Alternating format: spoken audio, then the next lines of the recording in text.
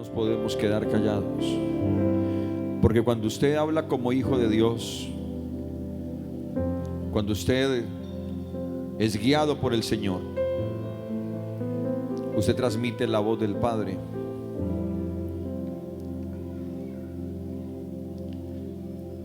Hubo un padre que oró, hubo un padre que pidió, hubo un padre que amaba a su hijo, pero sabía que para que su hijo pudiera ser libre y para que su hijo se pudiera sanar, su voz como padre terrenal no era suficiente. Pero sabía que su Padre Celestial lo podía entender y lo podía ayudar. Lucas 9:37.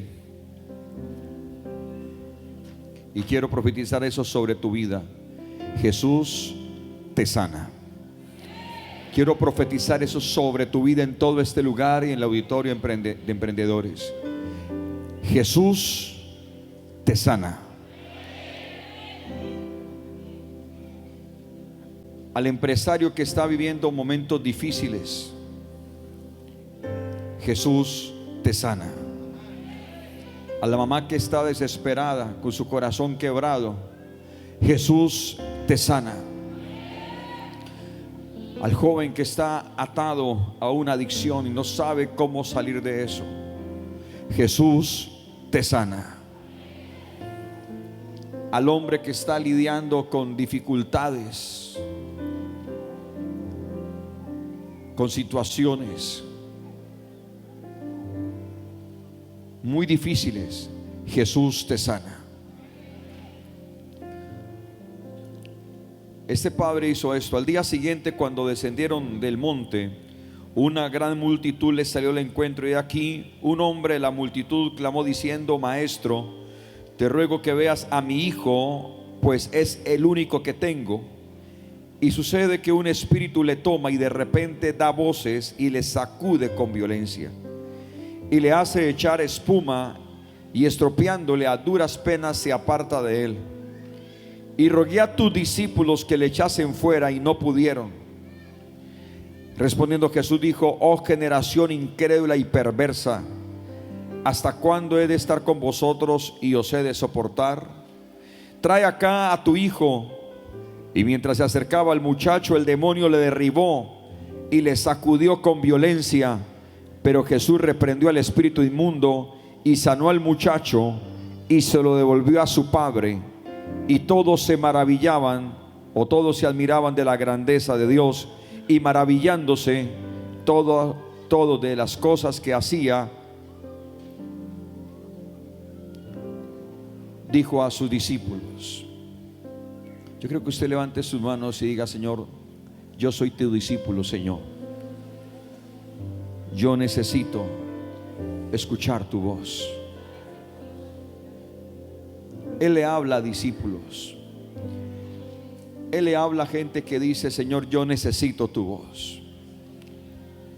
Él le habla, Él no le deja de hablar a un discípulo o a un hijo porque está en problemas. No, es cuando más Él quiere hablar.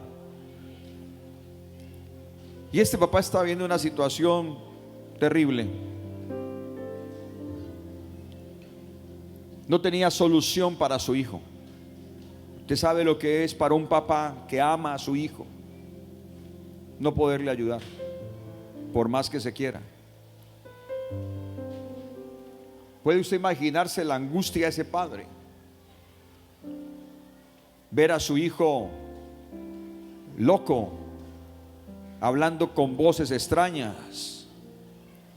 Pero este padre fue un padre con discernimiento, porque él dijo: ese no es mi hijo. Lo que está pasando en mi hijo no es de mi hijo, es un demonio. Dios no me entregó un hijo así. Está atormentado por un demonio.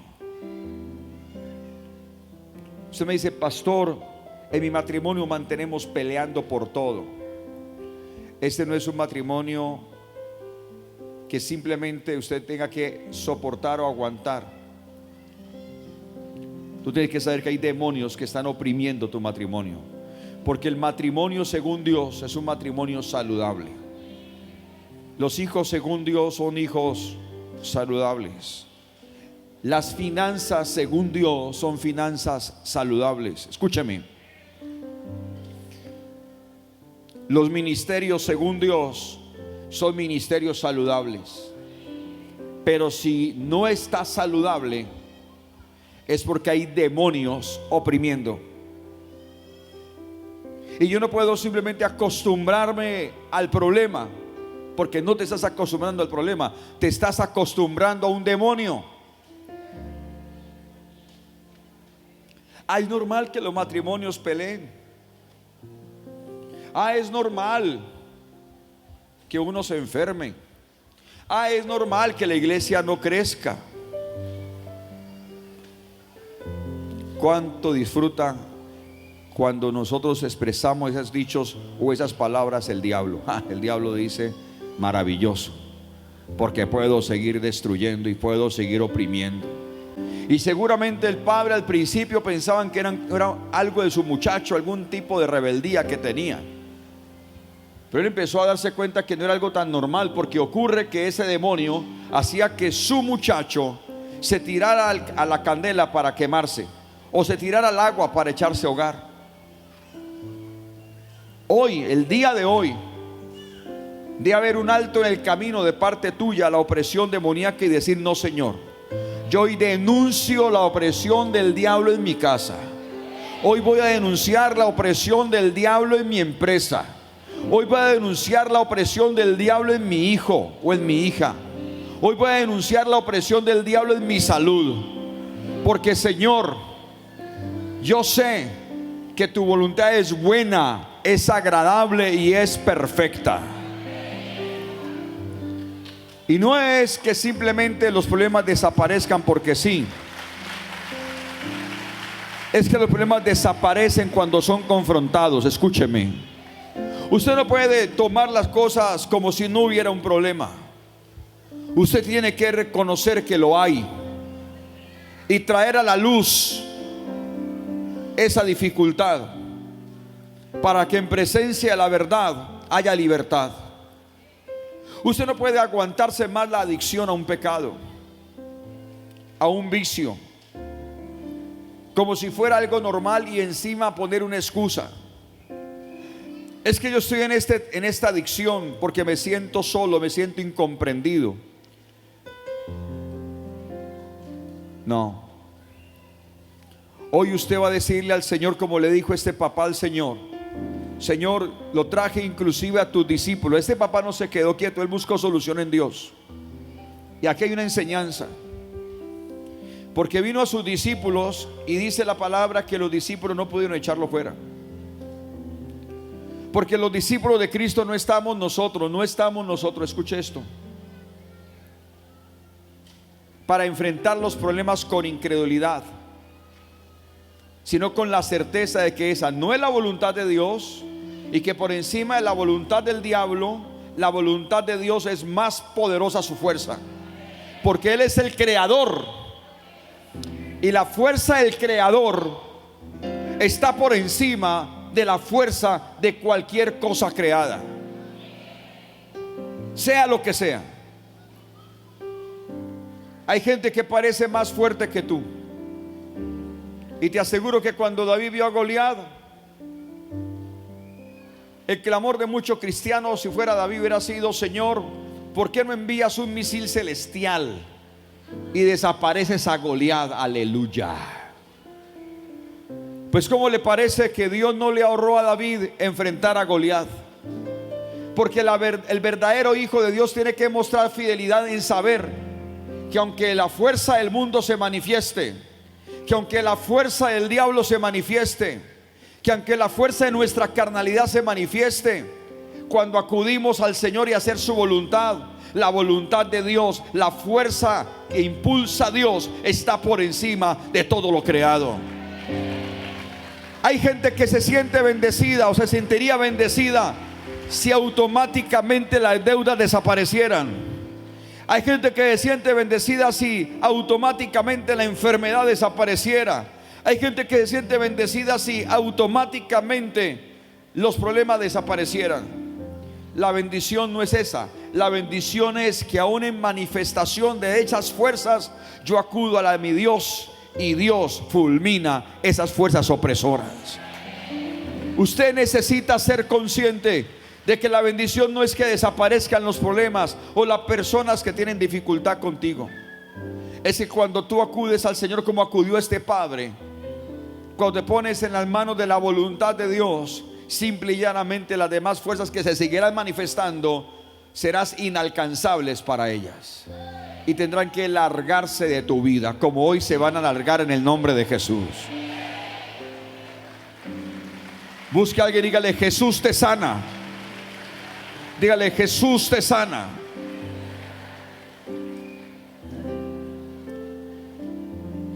Y yo quiero que tú veas qué pasó allí, porque lo primero que hizo este padre fue clamar. ¿Sabe qué es clamar? Clamar no es solamente hacer una petición, una oración. No, clamar es la convicción profunda de que yo soy consciente de que no estoy pidiendo cualquier cosa. Escúchame. Y que no se lo estoy pidiendo a cualquiera.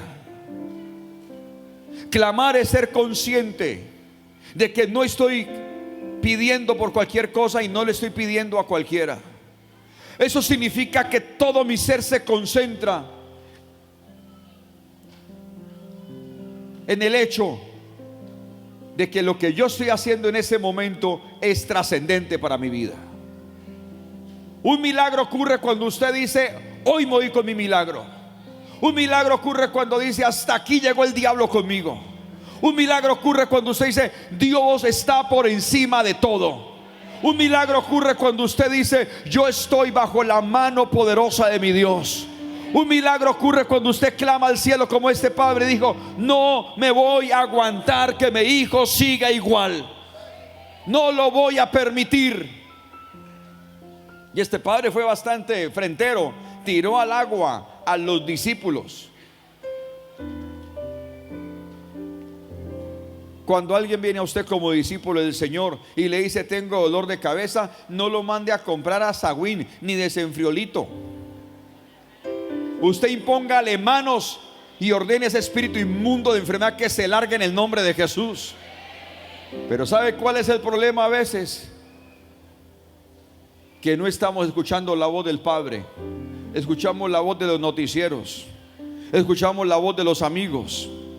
Veo cristianos que investigan enfermedades a ver con cuál se identifican.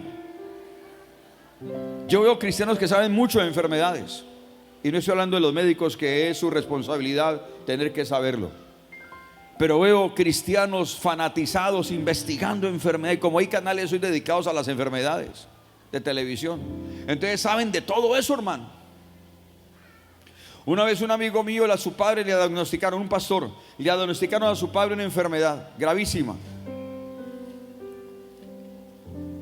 Y este muchacho se puso por internet a investigar la enfermedad y por qué daba la enfermedad y todo eso. Y empezó el muchacho a deprimirse.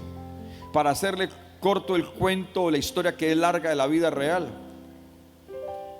se sumergió en una depresión de 3 meses por una consulta de 10 minutos.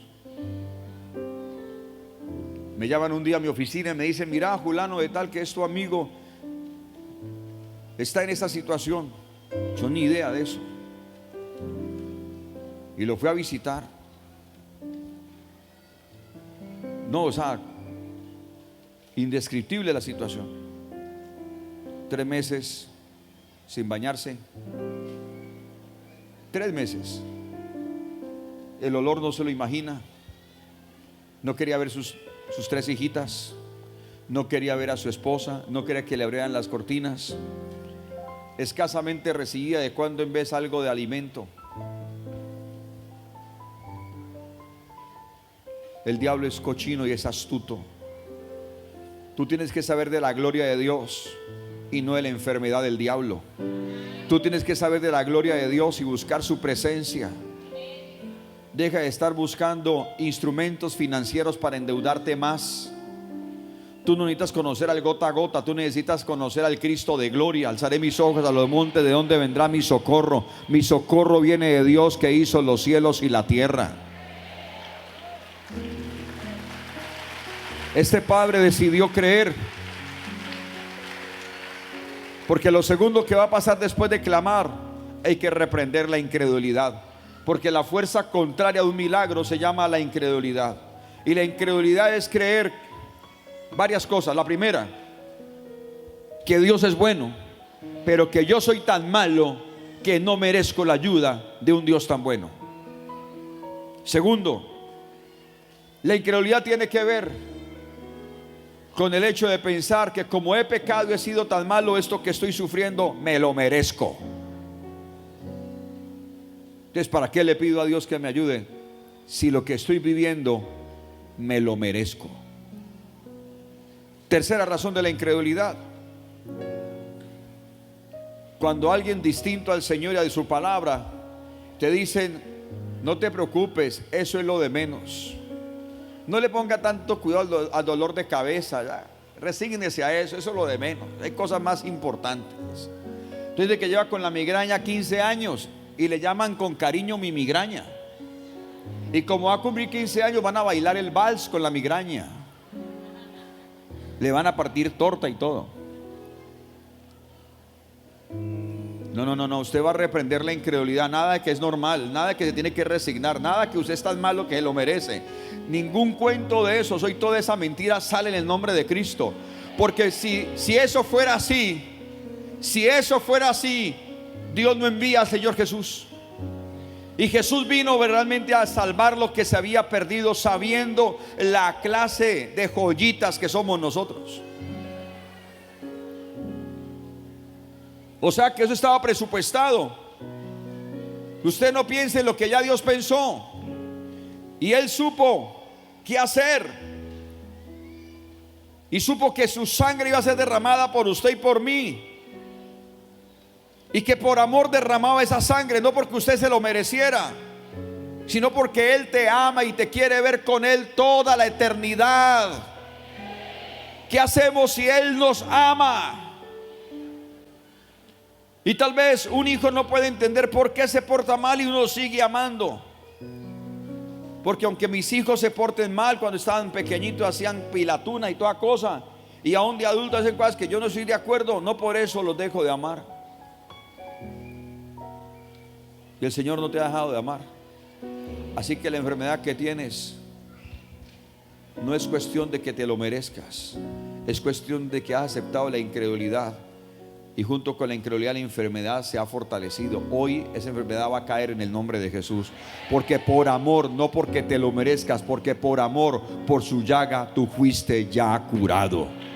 Ya fuiste tú sanado. Y tercero, el Padre clamó, Jesús reprende la incredulidad. Y lo tercero, echa fuera la opresión. Tú naciste como cristiano para que mantengas oprimido, con pensamientos de muerte, de suicidio. Eso no es así. Y el diablo te mete ideas de que no vale la pena cuidar tu vida y que te trates con dureza. Esa opresión hoy se va a alargar en el nombre de Jesús. Cuando Jesús reprende esa opresión, los demonios acuden con violencia a este muchacho, pero se tienen que largar de él. Y hoy te hablo a ti en el nombre de Jesús. Tú naciste como hijo de Dios para estar libre y no oprimido, en el nombre de Jesús. Y eso no son pruebas. No, es que yo estoy en pruebas. Hay gente que anda más probado que chupo de bienestar familiar, hermano. Hoy usted va a ser libre en el nombre de Cristo.